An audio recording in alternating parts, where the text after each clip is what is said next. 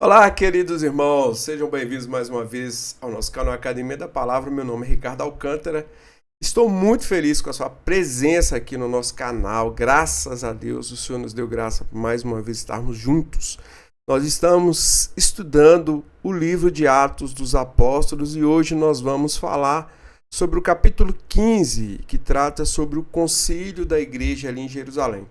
Mas antes da gente começar a falar das Escrituras, eu quero orar com você, eu quero colocar minha vida e a sua vida diante de Deus, para que Deus continue nos dando graça para servi-lo em cada ministério que Deus nos confiar. Amém? Pai, em nome do Senhor Jesus, nós te damos graças por este momento, pedimos que o Senhor venha abençoar minha vida e a vida de todos aqueles que estão conosco agora, aprendendo um pouco mais das Escrituras do Senhor, que o Senhor venha nos usar conforme a tua maneira, assim como o Senhor usou esses grandes homens ali no começo da tua igreja, em nome de Jesus. Amém. Então vamos lá, pessoal. Graças a Deus, estou muito feliz demais por estar aqui com essa graça de Deus, de podermos compartilhar a palavra, compartilhar do ensino das Escrituras. E hoje nós vamos nos enveredar por Atos dos Apóstolos, capítulo 15. E se você chegou agora nesse canal, caiu de paraquedas aqui, esse é um canal que trata do ensino das Escrituras. A gente vai estudar junto, eu de um lado, você do outro, você me ajudando, eu te ajudando, você comentando, me fazendo entender às vezes algo que passou despercebido. Eu sou muito grato com o seu comentário e com a sua participação, tá bom? Então, por gentileza, se já chegou agora, já se inscreva, se não se inscreveu, deixe seu like, compartilhe. A sua participação é muito importante para mim, como criador dessa aula, e também para que o YouTube entenda que o conteúdo é de alguma forma útil, relevante, e ele possa estar compartilhando com mais pessoas. Então a gente chegou aqui em Atos capítulo 15, nós vamos ver o concílio da igreja em Jerusalém, né? A gente vai ver aqui que naqueles dias surge uma necessidade. O concílio nasce de um problema, nasce de uma necessidade, nasce de uma questão de organização e aqui no caso específico é de uma demanda muito séria, porque ela vai entrar um contraste entre graça e lei e graça, né? Pois alguns homens, a gente vai recordar nas últimas aulas, se você puder voltar aí, vou deixar aqui um playlist com os vídeos do livro de Atos, para que você possa assistir todos os vídeos, mas só para recordar, a gente vai lembrar que na última aula, no capítulo 13 e 14, acontece a primeira viagem missionária. Então ali sai Paulo e Barnabé, eles começam a levar o evangelho assim aos gentios, e muitas pessoas vão se convertendo, alguns judeus se convertem a Cristo, e muitos gentios começam a permitir que esse evangelho chegue até eles, né? Então agora nasce um problema, não um problema criado por Paulo e Barnabé, não um problema criado, não, mas é um problema da religião judaica, né? Alguns homens ali desceram da Judéia e foram até Antioquia da Síria, ali onde estava aquela igreja que estava enviando os missionários. E o ensino era esse: se vocês não forem circuncidados conforme o costume ensinado por Moisés, não poderão ser salvos. Aqui há um problema sério de uma doutrina que está sendo criada. A doutrina de Cristo agora é que nós somos salvos pela graça, por meio da fé. É o sangue de Jesus ali derramado no Calvário que nos purifica de todo o pecado. E agora esses homens que até creem em Cristo, eles descem a Antioquia da Síria, e ainda com aquele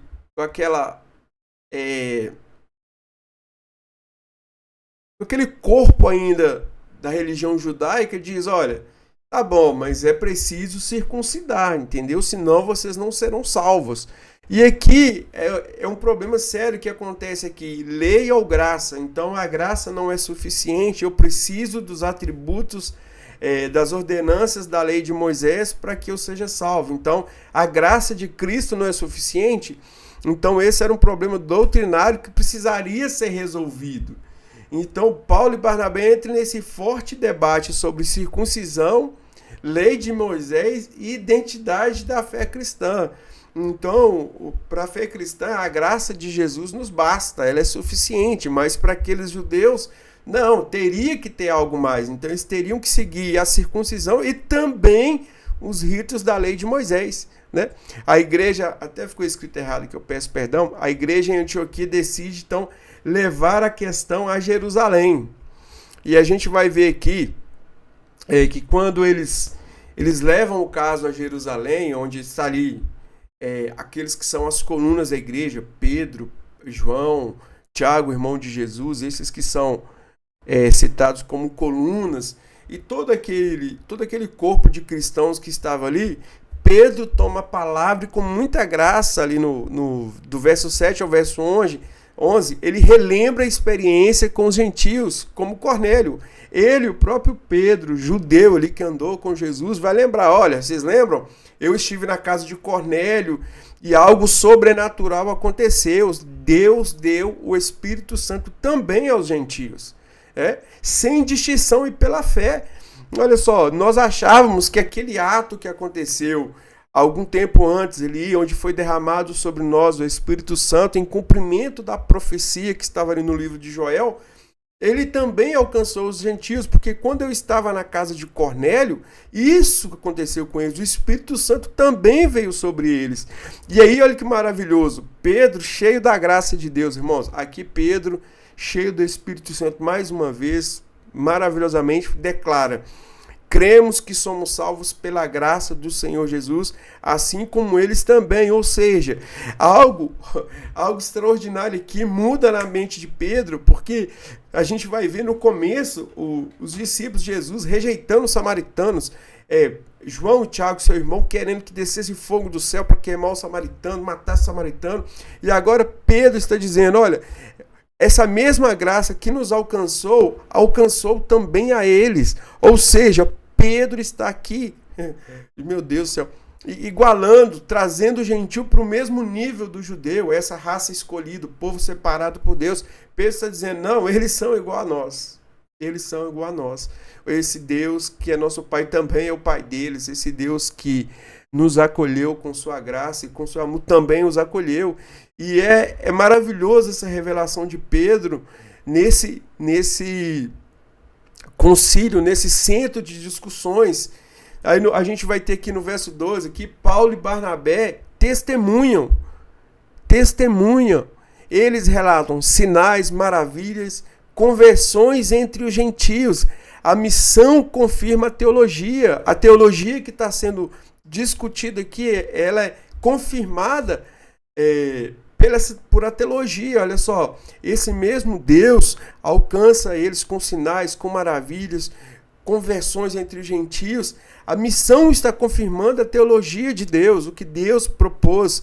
O evangelho de Cristo não era restrito aos judeus e tampouco aos ritos do judaísmo. O evangelho de Cristo é para todos aqueles que creem. Essa teologia estava sendo confirmada pela missão. Olha, gente, nós temos que entender, o Senhor, nosso Deus, não está restrito apenas a nós, aos judeus, mas muito mais Ele tem feito nas nações, através dos nossos irmãos. E aqui Tiago, cheio da graça de Deus, concluiu com equilíbrio toda a divergência ali. Ele vai usar as escrituras e mostra que os gentios já estavam nos planos de Deus. E aí, entre os versos 13 e 21, a gente vai ver com clareza a narrativa de Tiago, apontando que os gentios já estavam nos planos de Deus. Então, assim, não deveria ser algo novo para eles. Então, depois disso, irmãos, eles tomam a seguinte decisão, que eu quero compartilhar com vocês aqui, ó. Deixa eu ver, tirar aqui, só para não atrapalhar. Deixe-me voltar aqui. Não importa a lei judaica aos gentios, apenas algumas orientações práticas. Então, o que ficou decidido aqui é que não importava a lei judaica aos gentios. Ok, a lei que eles receberam ficou restrita a eles e era muito claro isso na decisão deles. E eles apresentaram apenas algumas restrições. E quais seriam elas? Eu quis aqui fazer esse painelzinho aqui como se fosse a carta do Concílio de Jerusalém, porque eles emitiram ali uma carta para as igrejas que estavam nascendo, para os irmãos que estavam nascendo.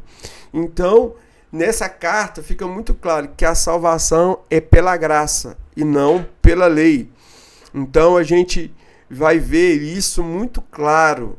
E aqui eu fiz esse modelo como se fosse a carta assim: aos gentios irmãos em Cristo. Não é necessário se tornar judeu para ser salvo.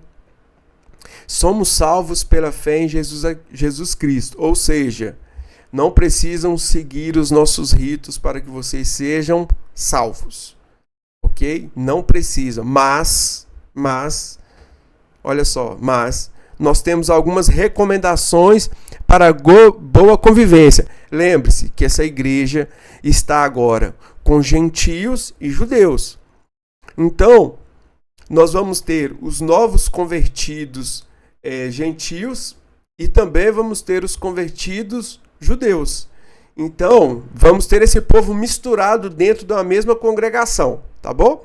Os gentios vindo do mundo politeísta com seus deuses e os judeus servindo a um único Deus, porém ainda apegados aos seus ritos.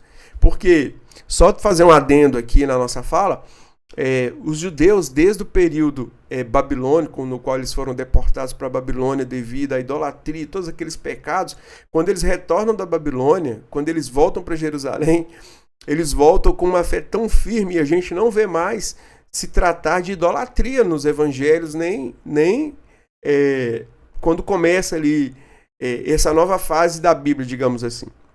Então há até um temor muito grande, e inclusive isso também deve ter sido um dos motivadores assim da preocupação deles em aceitar o Cristo, aceitar Jesus, tá? Vamos lá. Então, qual que eram as recomendações? Evitem a idolatria. Isso era, meu Deus do céu, isso não era nem para ser cogitado. Evitem a idolatria. Fujam da imoralidade sexual. Fujam da imoralidade, né? Respeitem as sensibilidades judaicas. Ou seja, vamos lá. Paulo também escreveu isso. Se isso te faz teu irmão pecar, não faça. Se o teu irmão se escandaliza que você come carne de porco, não coma, porque o judeu não comia.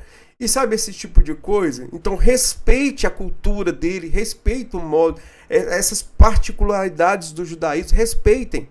Vocês não são obrigados a seguir, mas respeitem, para que vocês tenham uma boa comunhão, para que vocês tenham uma boa unidade na igreja, sabe? Que vocês tenham um bom convívio na igreja. E vejam só, queridos, a gente vai ver que essa temática, por exemplo, vai dizer assim: não comam carne sufocada, não comam sangue, porque tudo isso constava na lei judaica. Então, o que eles querem é que eles vivam em boa comunhão, que sejam irmãos realmente em Cristo Jesus. E se uma coisa escandalizava, era melhor que não fizesse. Então, evitem. Assim também nos nossos dias, aplicando. Tem tanta coisa que às vezes não é pecado, mas a gente evita de fazer para que o outro não se escandalize. Por exemplo, há pessoas na igreja que se escandalizam quando alguém faz uma tatuagem, e às vezes um líder vai e poupa de fazer, ou restringe a sua vontade de fazer para que o outro não se escandalize, e por aí vai, certo tipo de comportamentos. E assim assim são para os nossos dias também, a gente para ter uma boa convivência no corpo de Cristo, tá bom? Vamos lá. Então, quando essa carta chega, as igrejas a recebem com alegria, com um encorajamento e fortalecimento da igreja, porque isso é importante para a igreja saber por qual caminho ela deve caminhar. Então, eu trouxe aqui que a verdade liberta e também une o corpo de Cristo, né? A verdade sempre traz bem, queridos. Em nome de Jesus, a verdade sempre traz bem. O resultado, nós temos aqui alguns pontos teológicos fortes nesse primeiro concílio da igreja. Salvação é somente pela graça, não por obras, rituais ou tradições. E isso é o que ficou definido muito claro. O evangelho não exige cultura judaica. A fé não está presa a uma cultura específica. Unidade não significa uniformidade. A igreja aprende a conviver com as diferenças. Esses pontos são muito reais para nós. Por exemplo, hoje nós temos várias denominações, nós temos batistas, presbiterianos, pentecostais, neopentecostais, e todos nós servimos ao único Deus, ao nosso Senhor Jesus Cristo, e temos que respeitar as diferenças uns dos outros, as particularidades de cada denominação. Temos que respeitar para que venhamos ser um com Cristo, em nome de Jesus. Por fim, já chegando ao final deste capítulo, a gente vai ver que após eles receberem essa deliberação ali dos judeus ali em Jerusalém, dos líderes da igreja, depois de um tempo, Paulo chama Barnabé para retornarem às igrejas da primeira viagem missionária. E aqui nós temos um desentendimento entre esses dois homens de Deus que os levaram a se separar, né? Porque Paulo queria revisitar e Barnabé queria levar João Marcos com ele. Lembrando que eu falei em outros episódios, né, que João Marcos os deixou na primeira viagem missionária e retornou para casa. Não fica claro o motivo do retorno de João Marcos, mas ele retornou. E agora, Paulo quer retornar com Barnabé e Barnabé quer levar João Marcos. E Paulo não concorda. E essa discordância fez com que eles se separassem na missão. Os primeiros missionários aí se separaram. E agora Barnabé vai com Marcos para Chipre e Paulo segue com Silas para Síria e Cilícia. Mesmo em desacordo, a missão continua. E esse capítulo é tão importante que ele marca uma doutrina na igreja. Essa doutrina que foi estabelecida ali naquele primeiro concílio de Jerusalém vai fortalecer toda a teologia que Paulo vai pregar. Justamente que a salvação é pela graça, que a gente não deve ficar preso aos ritos do judaísmo. Paulo vai combater isso muito no livro de Gálatas, em outros lugares você vai ver também. E aí essa missão continua. E na próxima aula nós vamos começar a abordar a segunda viagem missionária. Então, se você chegou até aqui, eu espero que você tenha gostado do vídeo, que você aproveite e se inscreva no nosso canal se não se inscreveu, compartilhe, deixe seu like, deixe seu comentário e que Deus te abençoe em nome de Jesus. E eu te espero na próxima aula para a glória de Deus, onde nós vamos começar a abordar a segunda viagem missionária, tá bom? Deus te abençoe em nome de Jesus. Muito obrigado até aqui. Fiquem com Deus.